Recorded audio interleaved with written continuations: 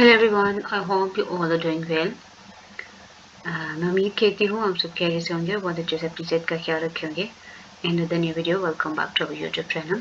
I am clinical dietitian. आज हम देखेंगे जिंक डेफिशिएंसी. जिंक डेफिशिएंसी, उसके सिम्टम्स एंड उसके ट्रीटमेंट के बारे में बात करेंगे. अगर हम जिंक के बारे में बात की जाए तो जिंक बेसिकली क्या करता है कि ये हमारे इम्यून सिस्टम को बिल्ड करता है. और अगर हम कोविड-19 की बात करें तो कोरोना में जिंक रिच फूड पर बहुत फोकस किया गया. पेशेंट को वो ही पेशेंट जो थे जिनको कोरोना हुआ था उनमें क्या थे कि जिंक डेफिशिएंसी थी, यानी कि उनका इम्यून सिस्टम स्ट्रांग नहीं था. अगर हम बात करेंगे सिम्टम्स ऑफ द जिंक के ऐसे कौन से सिम्टम्स हैं जो हमारी बॉडी में उसके साइन एंड सिम्टम्स अपेयर होते हैं, जिससे हमें पता चलता है कि हम जिंक की डेफिशिएंसी से जो है वो गुजर रहे हैं. अगर हम आजकल की हम बच्चों की ही बात कर लेते हैं, अपने बच्चों की हम बात करेंगे. फॉर एग्जांपल बच्चों को डायरिया हो जाता है तो हफ्ते भर उनको डायरिया ही रहता है. फॉर एग्जांपल हम एक मिसाल लेंगे. फॉर एग्जांपल दो बच्चे खेलते हैं, दो दोस्त हैं वो खेलते हैं, तो उनमें क्या होता है कि एक को चोट लग जाती है, एक की तो चोट ठीक हो जाती है और दूसरे की चोट ठीक नहीं होती है. यहाँ हम देखेंगे कि आखिर उस बच्चे की चोट ठीक क्यों नहीं हुई है. अगर चोट ठीक नहीं हुई है तो वो बहुत टाइम लगता है, जिसका क्या मतलब है कि उसको जिंक की डेफिशिएंसी हो सकती है. अगर हमारे बच्चे जो है वो अगर बार बार बीमार हो रहे हैं तो आपने और आपके दोस्त ने बीमार हो रहे हैं. फॉर एग्जांपल हम कहीं किसी भी चीज़ से कहीं भी जगह जब जाते हैं, किसी भी रेस्टोरेंट में जाते हैं, हम खाना खाते हैं, तो आपको कुछ नहीं हुआ है लेकिन आपकी फ्रेंड जो है वो उसका स्टमक जो है वो डिस्टर्ब हो गया, उसका पेट खराब हो गया, जिसका मतलब है कि उसकी कुफ्ते मदाफ़त में कहीं न कहीं उसकी कुफ्ते मदाफ़त जो है वो कहीं न कहीं कम है.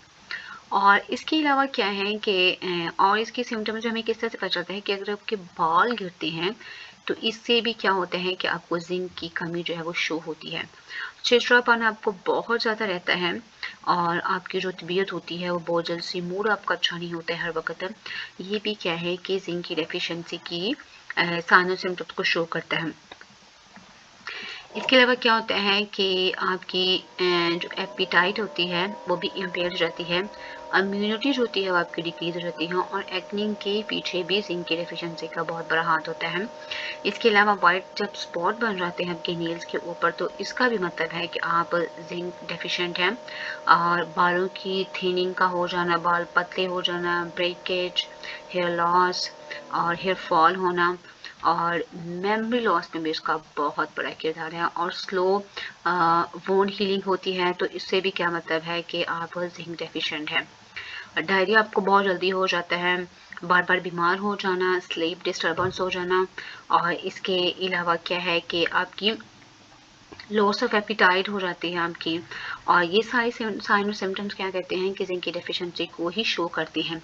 अगर हम बात करें तो बेस्ट जो फूड हैं जिनमें जिंक बहुत हाई अमाउंट में प्रेजेंट होता है उसमें फिश आ जाती है, बीफ आ जाता है, लेग्यूम्स आ जाते हैं, डेयरी प्रोडक्ट्स आ जाती हैं, मिल्क, योगर्ट, नट्स आ जाते हैं, डार्क चॉकलेट्स आ जाती है, फिर हमारी गंदम आ जाती है.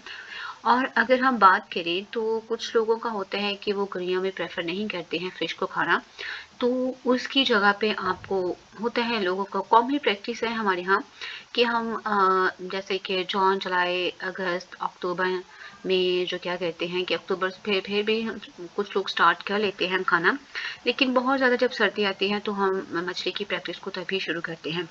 तो इसकी अगर आप गर्मियों में नहीं खाना चाहते हैं तो आप क्या कर सकते हैं कि अगर आपको प्रॉब्लम कहता है या कोई मसला है तो आप बीफ का सालन या फिर उसके कबाब भी बना के खा सकते हैं, क्योंकि बीफ जो है वो जिंक का एक बहुत अच्छा सोर्स है.